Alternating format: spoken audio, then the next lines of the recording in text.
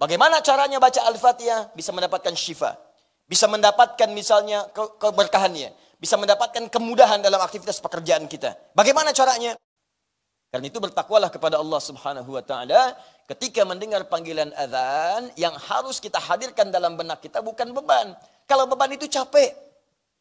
Allahu akbar, Allahu akbar. Yang teringat fitness, beban barbel. Ya berat gitu kan. Tapi kalau kita bayangkan solusi, Masya Allah. Allahu akbar, Allahu akbar. Gajian. Allahu akbar, Allahu akbar. Lamaran diterima.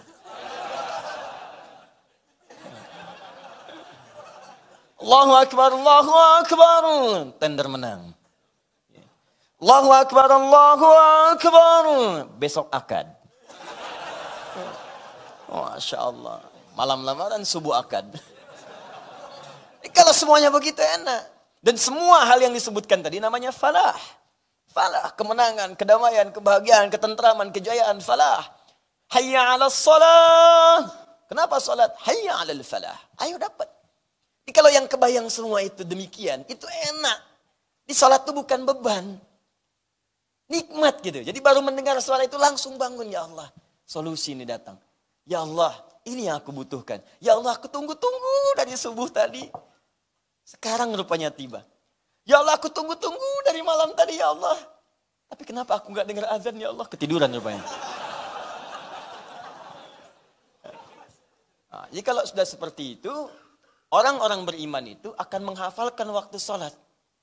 Hafal dia waktu sholat supaya merencanakan besok mau minta apa, nanti mau minta apa. Hafal.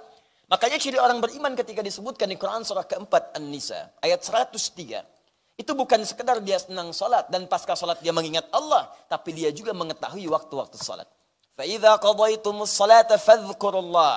Maka jika engkau telah selesai menunaikan sholat, segera bergegas zikir kepada Allah. Ingat Allah, ingat Allah. Itu ciri keberhasilan sholat kita. Qiyaman wa qu'udan wa 'ala junubikum. Baik Anda dalam keadaan berdiri, sedang buru-buru, jangan menghilangkan zikir.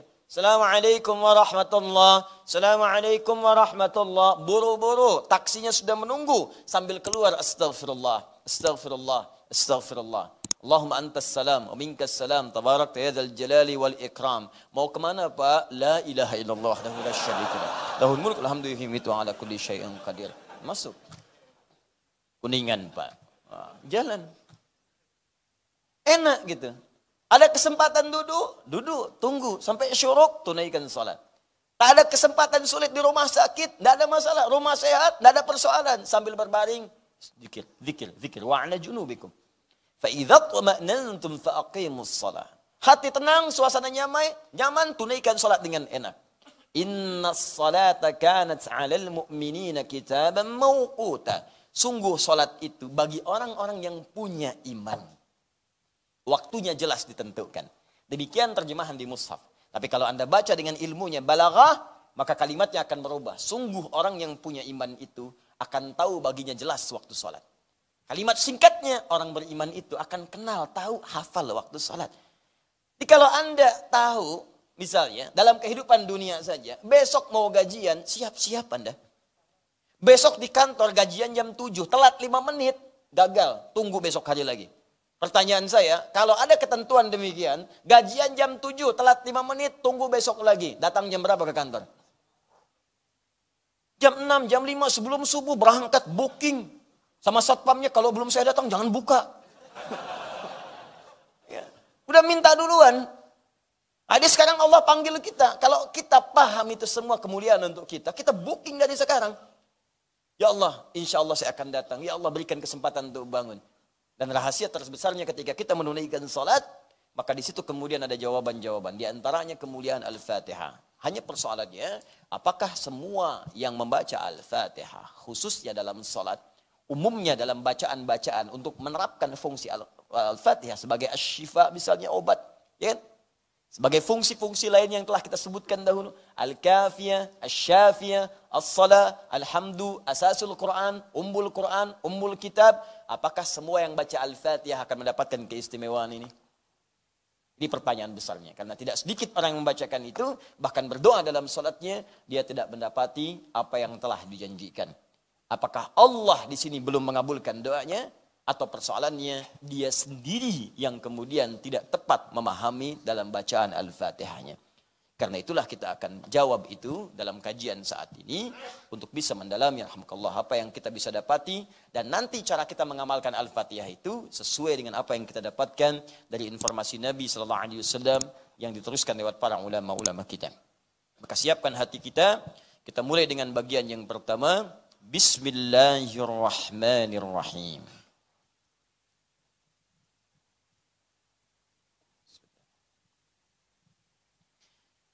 Perhatikan sini sejenak, kalaupun tak nampak dari sisi yang berbeda di papan tulis, tidak apa-apa, karena nanti saya juga akan terangkan kemudian, dan suara bisa terdengar, dan di luar ta'lim ini, Anda bisa mereview nanti ta'lim kita lewat saluran yang tersambung pada saat ini di Al-Hidayat Official di YouTube.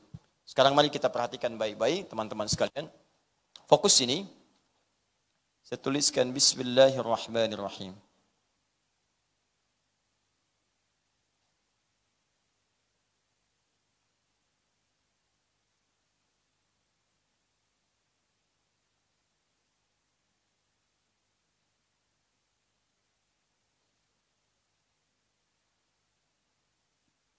Baik, perhatikan sini pelan-pelan.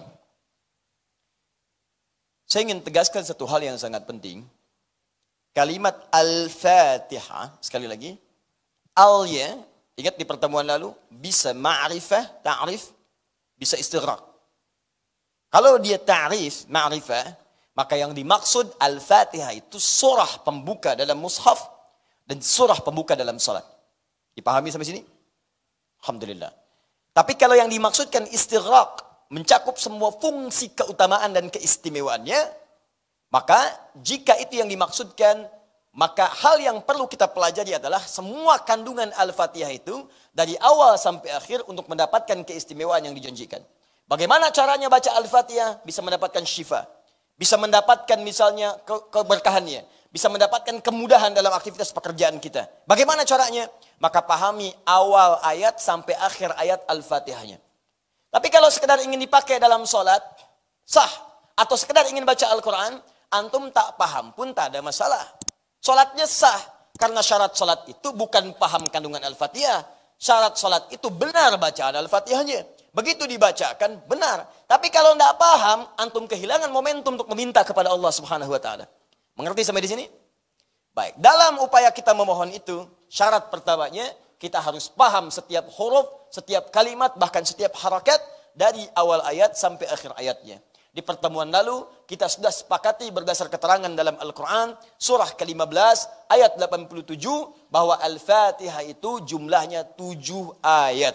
وَلَقَدْ آتَيْنَاكَ سَبْعًا مِنَ الْمَثَانِ وَالْقُرْآنِ الْعَظِيمِ.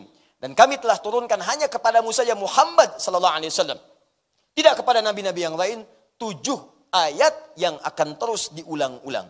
7 ayat yang akan terus diulang-ulang. Satu episode kemarin kita bahas, yang dimaksud dengan 7 ayat itu adalah surah Al-Fatihah.